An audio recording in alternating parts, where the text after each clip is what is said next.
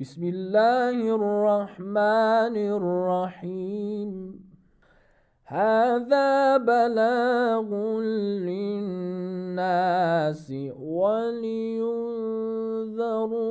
bihi waliya'lamu annama huwa ilahun wahidun waliyadhdhakkara ulul albab. أعوذ بالله من الشيطان الرجيم. بسم الله الرحمن الرحيم. الحمد لله رب العالمين. أفضل الصلاة وأفضل السلام على حبيبنا وحبيب إله العالمين أبي القاسم مصطفى محمد صلى الله عليه وآله وسلم وأهل بيته الطيبين الطاهرين. أقول لكم السلام عليكم ورحمة الله وبركاته. الحمد لله, kita masih diberikan kesempatan oleh Allah Subhanahu wa taala untuk membahas ilmu teologi Islam. Dan insyaallah kita akan meneruskan pembahasan kita terkait dengan tauhid dalam kepemimpinan. Setelah kita berhasil membuktikan bahwa pemimpin yang hakiki adalah Allah Subhanahu wa taala. Kenapa? Karena peran daripada seorang pemimpin adalah mengarahkan manusia dan membantu manusia untuk bisa sampai kepada tujuannya. Peran dari seorang pemimpin adalah dia harus mengarahkan manusia dari jalan yang tidak benar kepada jalan yang benar. Peran dari seorang pemimpin adalah dia yang membantu manusia untuk bisa menerapkan undang-undang yang benar. Ini adalah peran dari seorang pemimpin. Sehingga ketika undang-undang ini diterapkan dengan benar, maka kesejahteraan baik materi maupun maknawi akan didapatkan oleh manusia. Dan ini tidak akan kita dapatkan kecuali dalam diri Allah Subhanahu wa taala. Siapa yang bisa menjamin bahwa seorang pemimpin pasti dia akan menjalankan undang-undang dengan benar dan undang-undang ini pasti akan memberikan efek kepada manusia? Siapa yang menjamin bahwa pemimpin inilah pemimpin yang benar?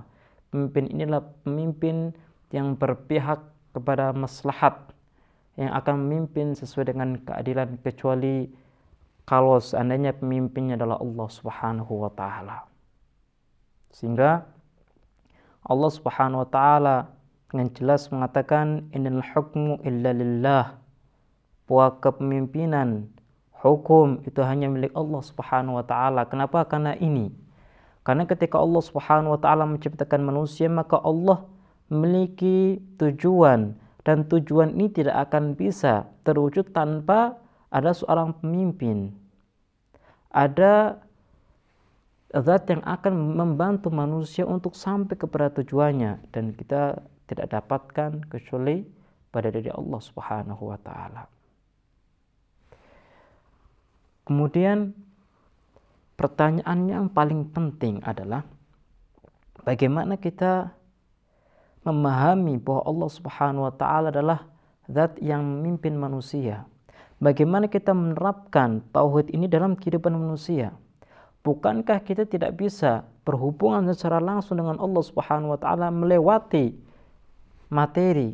Kita tidak bisa melihat Allah dengan mata kita. Kita tidak bisa mendengar kalam Allah dengan telinga kita. Kita tidak bisa meraba wujud Allah dengan baca indera kita. Kemudian bagaimana kita bisa dipimpin oleh Allah Subhanahu wa taala sedangkan kita tidak bisa langsung melihat dengan mata kita keberadaan Allah itu sendiri. Kita tidak akan bisa melihat dengan mata kita keberadaan Allah Subhanahu wa taala.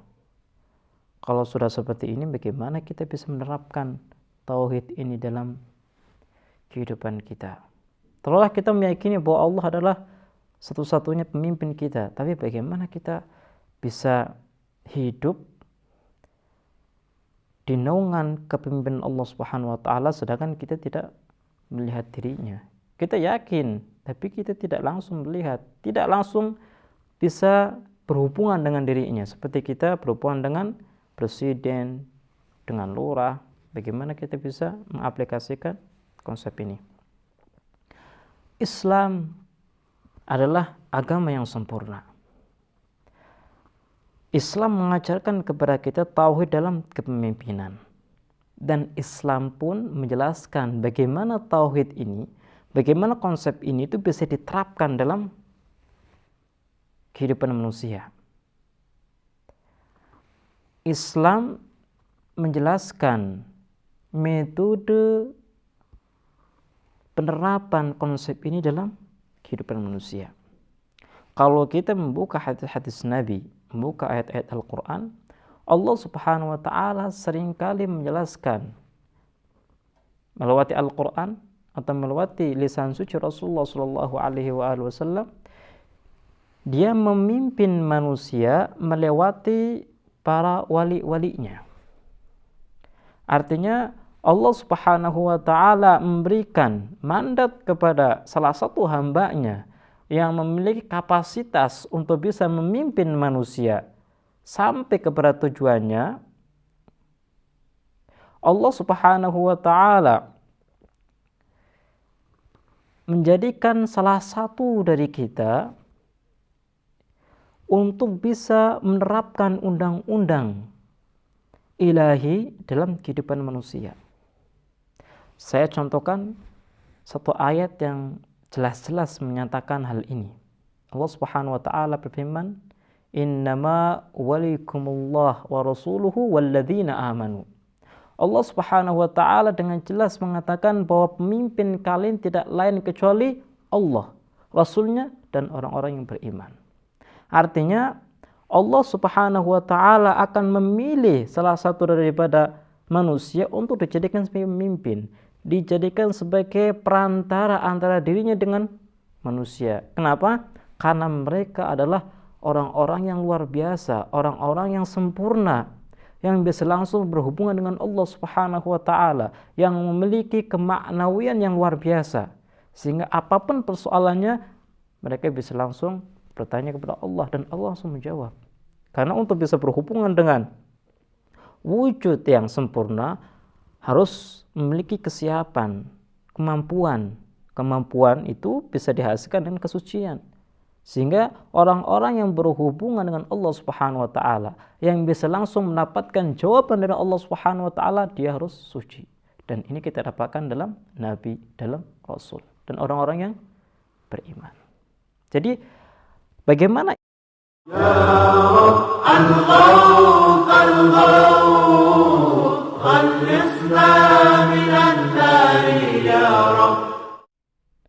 Islam memiliki suatu konsep, yaitu memilih salah satu daripada manusia yang memiliki hati yang bersih, memiliki sifat-sifat yang sempurna untuk dijadikan sebagai pemimpin. Sebagai apa? Sebagai perwakilan daripada Allah Subhanahu wa taala. Seperti presiden saja, kita dekatkan ya, pemahaman ini dengan kita mencontohkan saja dengan konsep yang kita lihat sehari-hari. Presiden itu ketika memilih seseorang, maka sebenarnya presiden ini sedang memimpin masyarakat tertentu. Artinya ketika presiden memilih seseorang untuk dijadikan sebagai pemimpin di satu wilayah, artinya presiden ini memimpin wilayah tersebut tapi melewati orang tadi. Jadi tetap yang memimpin adalah presiden. Kenapa? Karena semua kebijakan yang diterapkan di masyarakat tadi itu kebijakan presiden, bukan kebijakan orang tadi. Orang tadi itu hanya melaksanakan, hanya menerapkan kebijakan-kebijakan presiden. Sama seperti Rasul, sama seperti khalifah ilahi. Mereka hanya menerapkan undang-undang. Mereka hanya menerapkan kebijakan-kebijakan Allah Subhanahu wa taala untuk manusia. Ini pekerjaan mereka.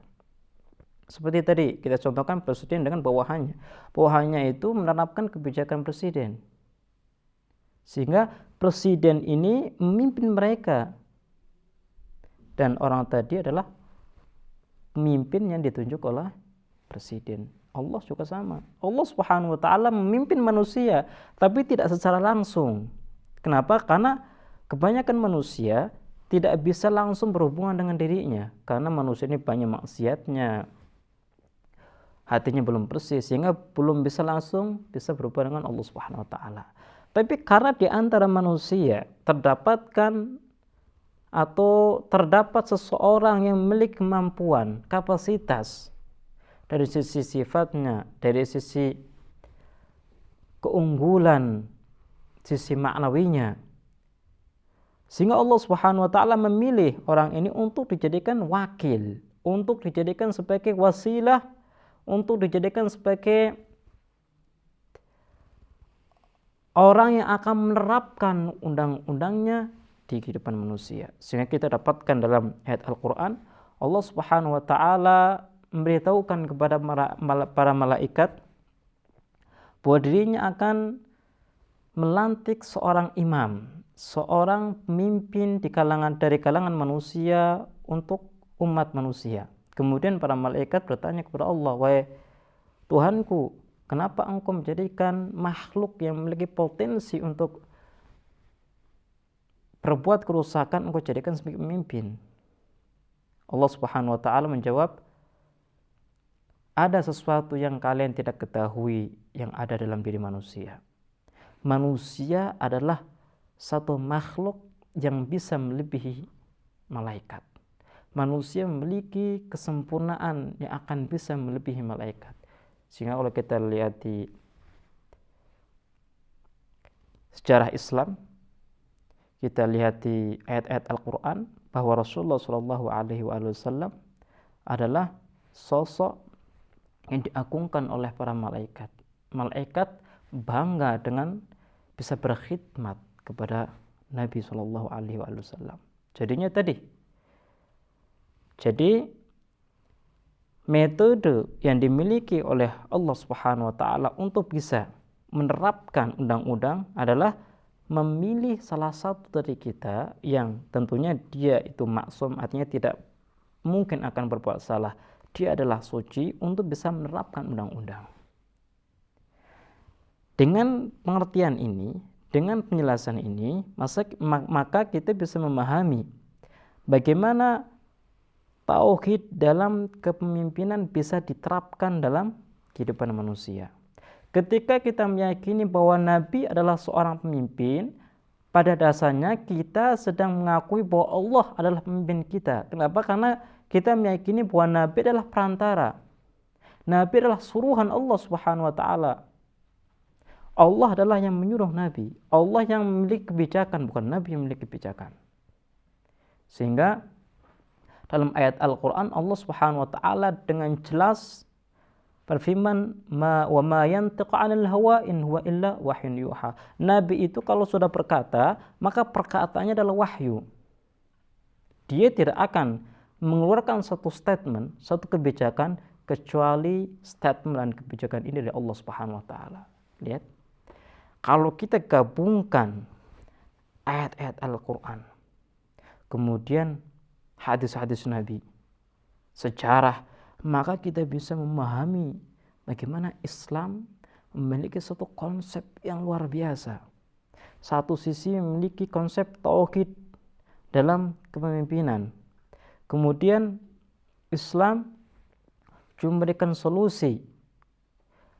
Karena tauhid ini tidak bisa diterapkan dalam diri manusia tanpa ada perwakilan dari manusia, maka Islam pun menjelaskan tentang solusinya, yaitu apa? Allah Ta'ala memilih salah satu dari kita untuk dijadikan sebagai pemimpin.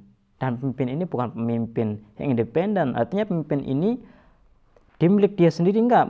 Pemimpin ini adalah pemimpin yang dilantik oleh Allah Subhanahu wa taala. Semua kebijakan yang dia miliki adalah kebijakan Allah Subhanahu wa taala. Inilah pembahasan tentang penafsiran daripada tauhid dalam kepemimpinan dan kehidupan sosial kita. Bagaimana kita memahami tauhid dalam kepemimpinan, dalam kehidupan kita, dalam kehidupan sosial. Sehingga saya akan sebutkan ringkasnya saja bahwa Allah Subhanahu wa taala mewajibkan kita untuk bertauhid dalam kepemimpinan, tapi kita harus ingat bahwa Allah tidak langsung memimpin kita. Allah Subhanahu wa taala memimpin kita melewati wali-walinya, dan setiap kebijakan yang dimiliki oleh wali adalah kebijakan Allah Subhanahu wa taala. Ini adalah pembahasan kita pada kali ini, dan insyaallah kita akan meneruskan pada kesempatan yang akan datang. Saya akhiri, wassalamualaikum warahmatullahi wabarakatuh. اللهم تفضل على علمائنا بالزهد والنصيحة، وعلى المتعلمين بالجهد والرغبة، وعلى المستمعين بالاتباع والموعظة، وعلى مرضى المسلمين بالشفاء والراحة، وعلى موتاهم بالرأفة والرحمة، برحمتك يا أرحم الراحمين.